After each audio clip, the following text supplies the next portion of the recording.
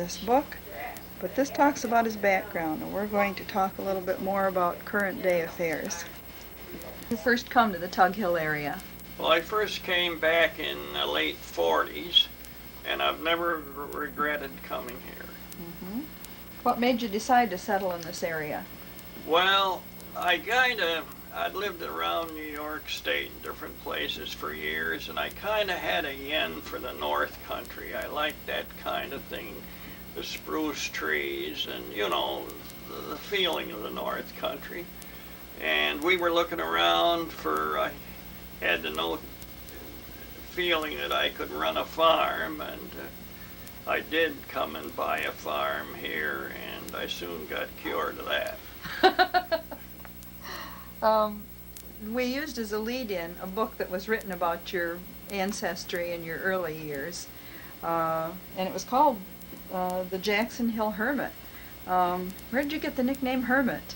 Well, that came about in the early days of the CB Citizens Band's radio, when they all had a moniker known by some name or other, and I was generally known as the Hermit because I was way back up on a hill somewhere, and they didn't see me around too much.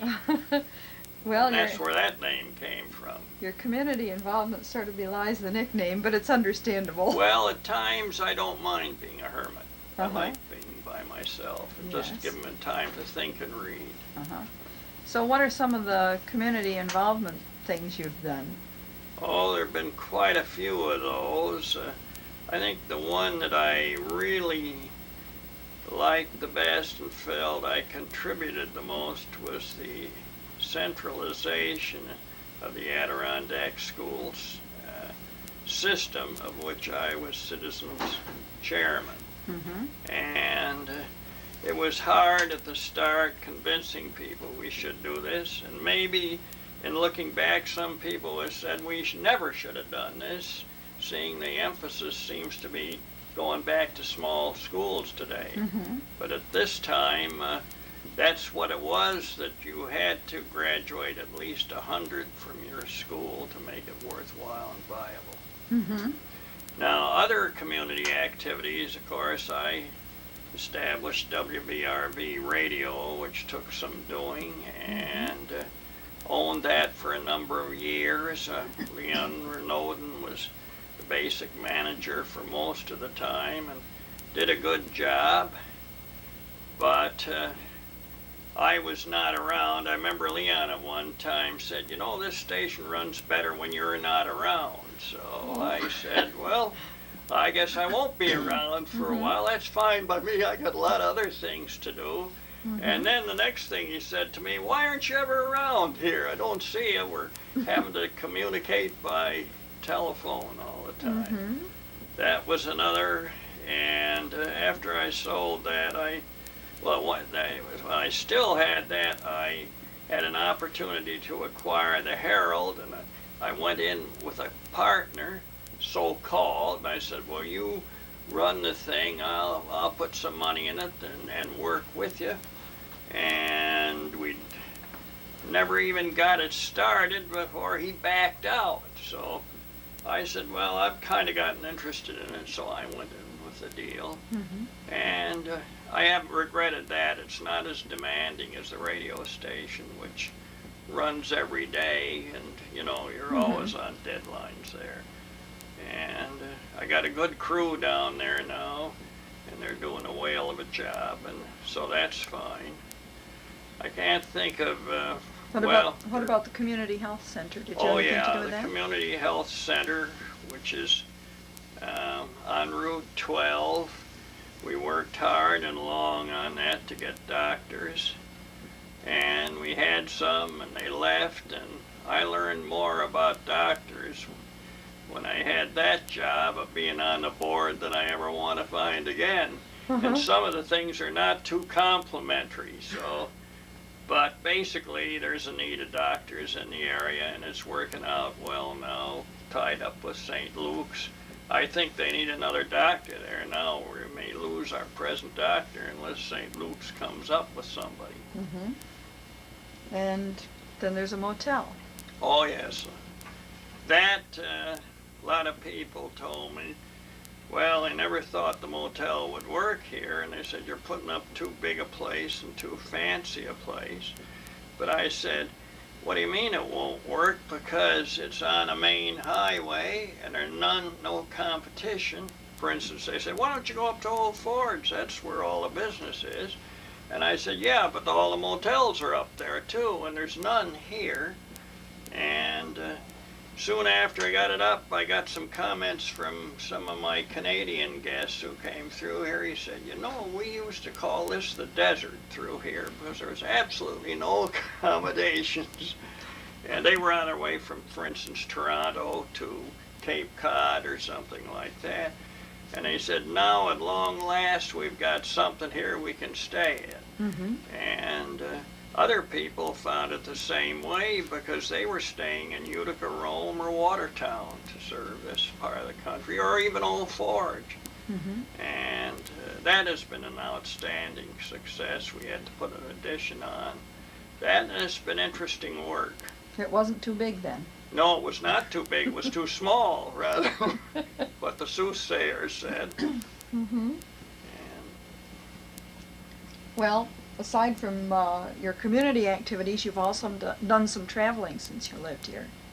yes, I don't do as much of that as I used to. I did after I got out of college, in the height of the Depression, I did quite a bit of traveling.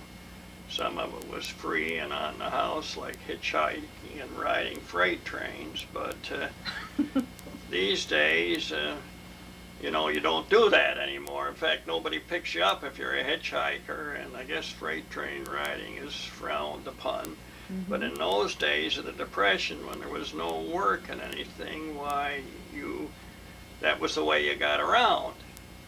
And I don't recommend that kind of thing. But I have traveled up to Alaska, as you know, a number of times, and I'm very fond of Alaska. It's a great country, and it's so vast, and so it gets you because there's not even an advertising sign, miles of road with nothing, just silence or the roar of a distant river.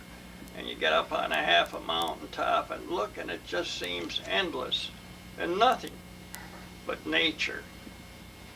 And I hope it stays that way, but of course probably not, but there's an opportunity there to preserve some of the past. Mm-hmm. And of course I've traveled over into Canada a lot because it's nearby here, up and down the East Coast and out to the Great Lakes states. And I find them all interesting. No part of the country has a monopoly on the good things.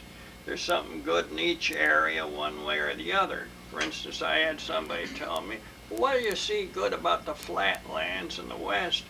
I said, I see a lot good out there because you can stand, for instance, on a Kansas prairie and look up at those clouds forming, and they look like a whole skyland up there. The prairies give you the vastness of the clouds and things like that. He said, well, I suppose, as one fella said, on the high plains, anybody can appreciate a mountain, but it takes some real talent to appreciate the high plains. But if you do, you've really got it made. Mm-hmm. Well, that kind of leads into another one of your facets when you were mentioning the clouds forming, because weather observer is another one of your handles. Yeah. Yes, very much so. And actually, I'm proudest of my record on the weather because I've completed 38 years of it without missing a day, one day missing in 38 years. Of course, I had substitute observers when I wasn't here. Mm-hmm. And but that's a long time record, and I'll tell you a little story about that. I sent all this weather stuff to Asheville. That's the National Weather Service's repository for these climate records. And they announced to me that they had summarize the records now, and they would be available at $1 a copy. And I told them to go, you know where, because they were my records. I did all the work. They never paid me a nickel, and now they're asking me $1 a copy for them. So they quickly backed off and sent me stuff, because I said, I'll go to Sherry Bullard. It's not the point that I didn't want to pay the $1, but just the idea that they were using my stuff and then charging me for it. That's ridiculous. I've done a lot of other weather work, because I worked with Griffith Air Force Base, and probably the proudest I am of any I did, I was offered by the State University of New York. My very good friend, Dr. Vincent Schaefer, he said, Liv, I'd like to have you on as a research associate at the State University in Albany. That means you can work some of this weather stuff. We'll furnish you with time-lapse cameras and radars and stuff, and we'll look at these lake effect snowstorms. And he said, you will be covered for your work when you work, and I'm not going to tell you what to do. You've got to be a self-starter. And I always remember Schaefer saying, the problem is with most people, you get them a good job and they complete it, and then they said, what do we do next? And he always says, well, you take the next logical step and do your research further. But he said, that does not happen. And he said, I look for not the top flight people, but the people that are motivated. And he said, they run the country. You've got to be motivated, because then you'll go going. And I remember he said, I'll give you the opportunity to go out to Yellowstone in winter, and we'll pay all your expenses out there, and we'll look over the glaciers and see how the condensation nuclei particles are formed right there in Yellowstone National Park when those glaciers blow off at 60 below zero, because they toss all that hot air and water up into the clouds, and immediately turns to clouds and snow pellets and stuff. And unfortunately, I didn't take him up on going out to the park, because I was tied up here too much, but I regret that. But I did enjoy about 10 or 15 years in which they furnished me with a radar. I put up the tower here myself, and they furnished with the equipment. And now that's all been discontinued, so the radar is still there, and if anybody wants to use it, I haven't time to operate it. I've had several people tell me, well, you operate it and we'll use it. But as you know, my time is pretty busy most of the time, and I just don't have the time really to do that. Especially now I'm getting a few years on me, I can't do the work I used to do. I also worked closely with the State Conservation Department Fire Weather Observer for many years. Then the State University of New York put me out on Lake Ontario. I chartered my Pacific Coast trawler to the state, and they paid me a nice salary to take the boys out, the classes in oceanography. We studied the lake temperatures off of 9 Mile 2 Point, that's near the Oswego area, to see what would happen when they got the nuclear plant going. And of course, I've been out of that for a number of years, so I don't know what did happen, but we had one scientist come there and say, if it adds 2 degrees to the lake temperature, discharge of the thermal hot water into the lake, you could be under a lot of more snow east of the lake, with more snow coming down because of the higher temperatures in the colder weather would cause this lake effect to increase in intensity. Whether that's happened, I don't know, you know. I know we've had, in the 70s, some years of very heavy lake effect snowstorms. And that was interesting because the boys used to have to do all the work, and I just ran the boat and enjoyed myself. But the other thing that happened is they became seasick. And they had me pulling out those darn bathythermographs, which go at the bottom of the lake 240 feet, and they weigh about 75 pounds. And you got to winch them up, and they're looking for different layers of water temperatures down there and where the fish are and so forth. But oceanography is not something I studied, but it's a very interesting study too. And that's been being done by many others out in the lake. But we've had interesting times out there. I think that's all I can say on my weather-related things, except the fire weather that I did for DEC, and I said I think that's when they rate whether they're going to close the forest and so forth and Yes. so on. Mm-hmm. Well, there are certainly more facets to it Yeah. than most people would think. Yeah, and then it also, what's happened when I got these records here, I began seeing people from Japan and all over the world came here to look at some of the charts and things we had, and I have a pretty good library out there, and what the state university did, and a lot of them came through Dr. Schaefer, who was the founder of the Atmospheric Science Research Center at Albany, and he traveled the world. He was a man, I'd like to say something about this man, because he was the most interesting man I ever met. He never went to college. I don't even know whether he got a high school degree, but he had a very curious mind, and he was a tree surgeon. And he one day fell out of a tree in Schenectady, right across from the lab of Irving Langmuir, who was one of the greatest researchers that General Electric ever had. And Langmuir said, this young fella is a hell of a bright guy. Mm-hmm. And he took a big interest in it and got him going, got him a job in the lab, and Vince made it from then on in research. And he told me, he said, I flew over Australia and I see they're plowing all the wrong way. They're plowing with the wind and they want to trip the dust up. They should be going crossways to catch the dust and do that type of way. He could look at anything in a short order, and he simplified everything.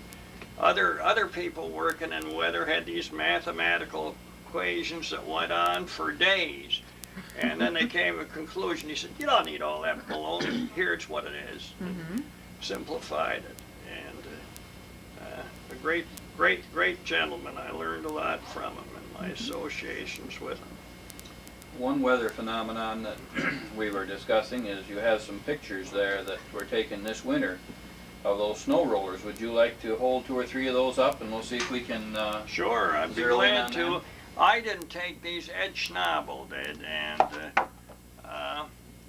I know I went out the morning that somebody told me they were up and looked for them around, and I don't have a camera that could do this kind of thing. Where were the big right ones? there? Just stay right there with it, Yeah. and just take it out of the plastic so the plastic Yeah, doesn't all right, reflect. yeah. Hey, there's some robins out here, 3 of them, Gosh, that's the first I've seen this year. 4 of them. All right, we're gonna Mm-hmm. get the should be spring good. here. There's some, I think that's the Constant Copa Farm out on the East Road. Mm-hmm. And they were on the Talcottville Road and on Potato Hill. We didn't have any up here in Jackson Hill. That's about the only phenomenon we haven't had up here. And here's another one.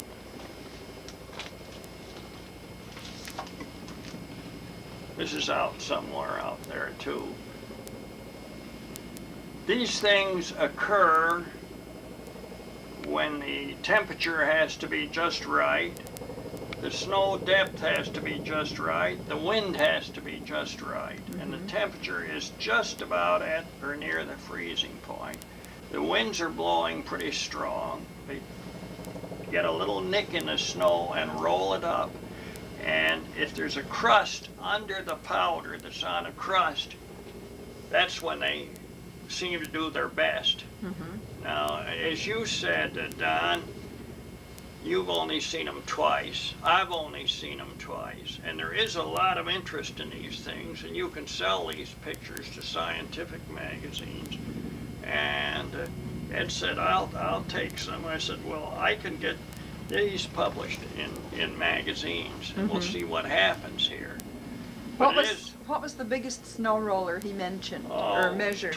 24, 27 by I think you have a picture of that in that handful there. Maybe we can zero in on that. Yeah, that was a huge one.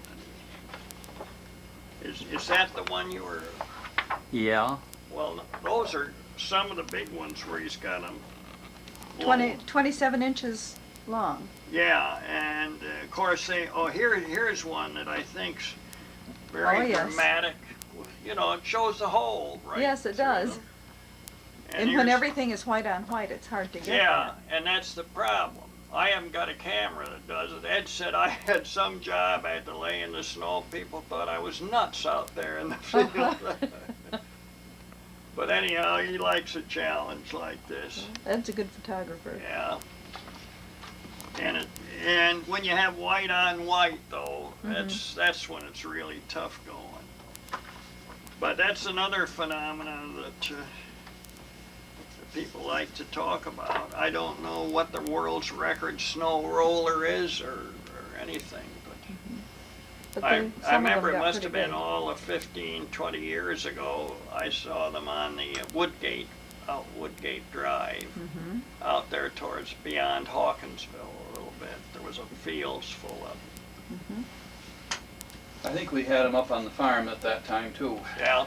But someone was telling that they have seen pictures of them where they were large enough that a person could lean on them with their elbow. Yeah. While standing up? Standing up. Well, those must have been a baby, and it must have been a good heavy wind that was blowing to tussle those around. Well, you told us about your Japanese visitors that came here to see your weather station. Has this or anything else here drawn other illustrious visitors? Well, yeah, I seem to see all kinds of people in the field of meteorology, and Syracuse University has sent them over, and the State University. And I don't know how they get here, but I find them all interesting. And I'm sure there are other people here that through the years that have come on different things. Often had many people here looking at log houses, because I had one of the first ones of the new breed in the area, and people heard about it and asked me if they could come in and look around. They're going to build one, and hopefully they've learned a lot more than I had when I started. Now you had this house built for you. Yes, and that's right about 1951, I think it was. So you see, it's been around a while. But a lot of things were done the wrong way, unfortunately. And they're still learning on log homes. Well, somebody has to be a leader. Yeah, well, if you don't stick your neck out once in a while, somebody said, observe the turtle. He never moves forward until he sticks his neck out. You watch a turtle the next time. And so It's true. You got to do it, but everybody says, well, you can do that if you want to. I can't afford to do it, you know. Like the windmill, I've had a lot of people say, does that thing pay off? I said, well, in the long run, it will pay off, yes. There was the payback period was 7 or, I think, 10 years when I put it up, and we've just about completed 10 years now. And yes, it has paid very well. It's generating 50% of my, or I should say 45% of my electrical energy.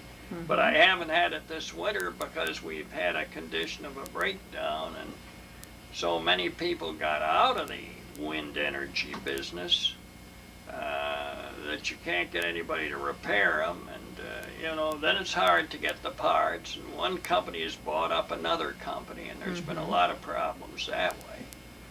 However, passive solar, I'd like to recommend that. I've got a passive solar, little kind of greenhouse set up on the south side of my log house. And I got the idea for that by the fact that my windows facing south were always so nice when the sun came out. I said, well, if I could just use the whole south side without knocking windows too as a kind of a heat storage chamber with a, and it works even in January. I had heat coming out of that place, but not too often there. And February it picks up a lot more, and March is great, and April is great. And then in summer you don't want it, so you got to vent it out. So we have a little motor up there that flips on when it gets to be about 90 degrees out there and blows it back out. But the rest of the year, I like that because it doesn't cost you anything once you get the thing up, and it's permanent. Many of the others, when the oil prices were so high, and they put in these other things here, have kind of gone by the wayside. I think people just go back on saying, well, we can get plenty of oil now, so heck with all that stuff. But there's going to be another day of reckoning, and when the second one comes, that's when you're going to be king if you got this stuff in. In fact, I hear a lot of people talking about the 1990s as the start. And, you know, what would happen in the Gulf of, you know, over there overseas if they got to fighting in there and cut that off. We're getting most of our oil there. And everything would go right back to where they were before. I see you already also have some solar panels out here. Yes, we had those. There's another example of a company that was manufacturing them. It was Revere in Rome, and they got out of the business. And now it's hard to get parts or anything when they go. That preheats my hot water. Brings it up to the 70s or 80s. When it comes out of the ground, it's running about 55. And so that's helpful. You know, anything is helpful. That's free energy once you get it set up. Once you get it set up. And I think people ought to go that way. Because otherwise they're at the hands of the power companies. And I'd like to put in one statement that I don't think it's fair that the state of New York, through its PASNY, Power Authority State of New York, they don't have to pay the 6 cents for kilowatt for solar power. They pay what they want to, which is about 1.5 cents, which isn't even worth connecting to the utility. No. And I think it's fair for one, it's fair the state should pay if Niagara Mohawk has to pay that. But it's not to be, I guess, because nothing has changed lately. Do you have any legislative interests, connections with people in government? Well, yeah, I've gotten to know most of the legislative people, like on the state level, that's Jim Donovan and Bob Nortz and Bill Sears, and they're all good people. On the federal level, I'm pretty friendly with Sherwood Bollard, and he's a great guy. And I'll say this about Sherry Bollard: he is going places in Washington. And he's already on a lot of top flight committees, and I think you're going to see him go. And he's liked by both parties, both the Democrats and the Republicans. Although he's a Republican, he doesn't always hew to the straight Republican line. If he thinks it's not good, he goes with the other side.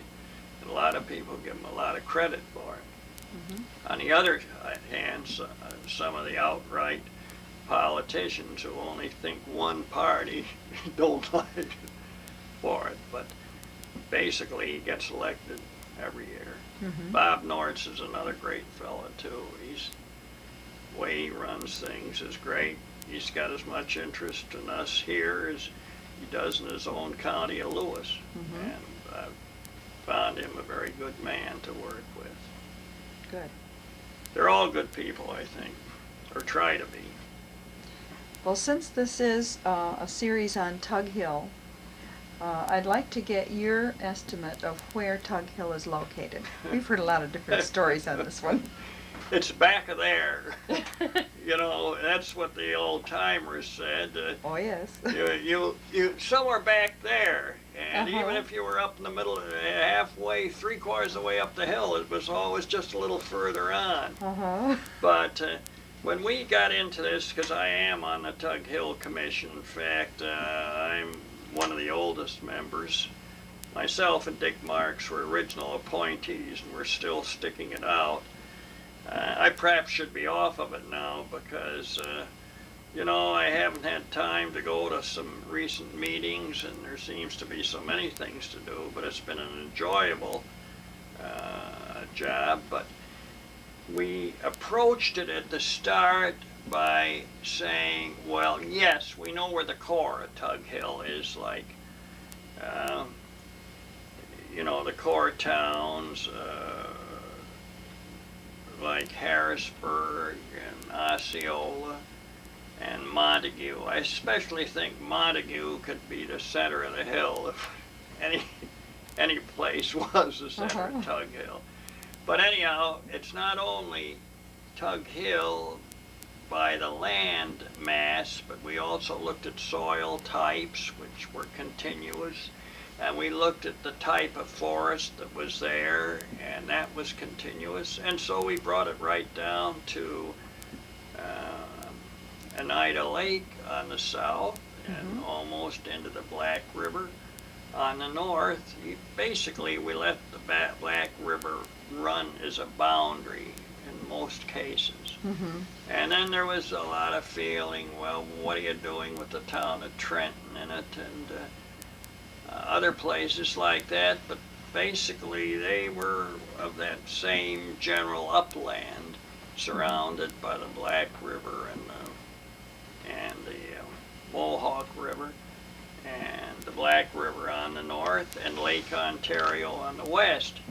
But towns like Richland, which contains Pulaski, we didn't pick up because they were already in what they call the Eastern St. Lawrence Commission, which takes the eastern shore of Lake Ontario and a part of the St. Lawrence River Valley. Eastern Lake Ontario Commission, I think, is a proper name there. But, and after we put all that together, and we figured, well, we had 39 towns, I believe.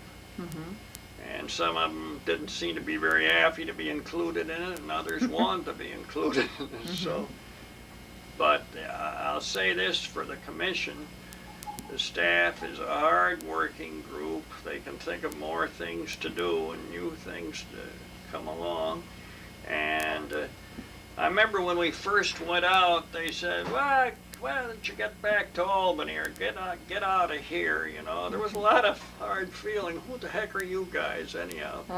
And rightfully so, because they didn't know what was going on. And they basically said, we want Tug Hill to stay as is. So we then made that our theme. And we've tried to keep that in mind, as it's hunting territory, fishing territory, water supply territory. Although this landfill business over there in the town of Rodman certainly is not what's supposed to be up there. No. And I can well sympathize with the people of Rodman. And now, unfortunately, I see the state is kind of looking at Tug Hill for a low-level radiation material dump or something like that. What's that going to do to the streams that rise there? Well, that's what everybody said. It's the water fount of New York State. There's so many of them that rise up there. It's got the maximum precip in the state, and it should be left that way. But the state looks at it, well, there's nobody up there anyhow, you know, or very few people, so that's the place we're going to put our things.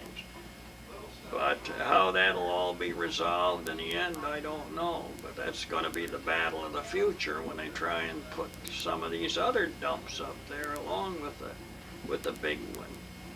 In other words, you think it's going to be kind of a internal battle, the state against the state? Yeah, kind of, on that kind of thing. Because the state is, some of them are doing one thing and some are doing another.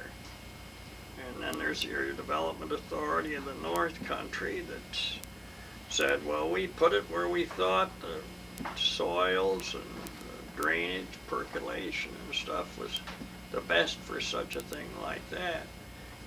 And it's mighty close to the Tug Hill so-called aquifer over there that runs from Adams to Camden area. And I just don't think that's the best place for it. If they'd looked around a little further at the start, they would have been a lot better off. But I'm only one person. According to the studies that were done by the commission, there are other sites that would be Yes. appropriate, And that would be closer to the center. the DANC seems to have always got a different excuse why, well, it isn't worth it for different reasons, known mostly to them, and don't seem to want to say, we've got a good site here, why should we change? Well, the thing that seems so incongruent is the fact they will not test other sites. No, that's right. I think if they showed that they would at least look them over and rate them, and they claim to be doing that, but I haven't seen any records that they've done, that we'd have been a lot better off. At least then it could be say they tried to find another site. But of course, Don, as you know, nobody wants one of these things in their backyard. I don't No. care where you put it.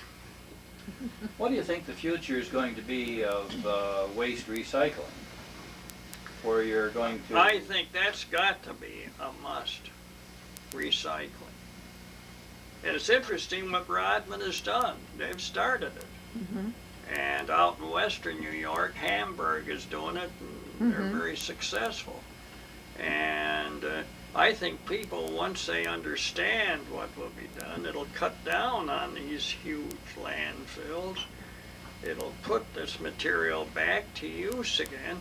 Didn't you find in one of your interviews, I think you mentioned a gentleman that said, well, in the old days we used to use everything over and over until it was worn out completely. There was Yes. nothing left, including old tires and everything else. Uh-huh. So you're just getting back to the old days a little more.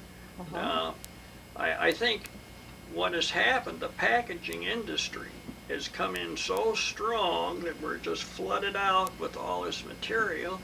But when the housewife goes to the supermarket and she has to have each tomato wrapped or each apple wrapped, that's what you get, Uh-huh. you know, and yet they say the housewife will buy it that way. When I was a boy, they went to the grocery store and bought apples out of a barrel or Mhm. something, as I can remember those days. Or And went then to there the wasn't orchard all- and picked them, huh? Yeah, yeah, when there wasn't all this packaging stuff that just, you know, every time you buy something, they give you a bag or that's in celluloid paper type of material. And Mhm. Well, one of our local residents in Talketville goes over to Bailey's after eggs. And she goes with her basket. She will not take the eggs in an egg carton because she said that is a waste and there's no Yes. reason why we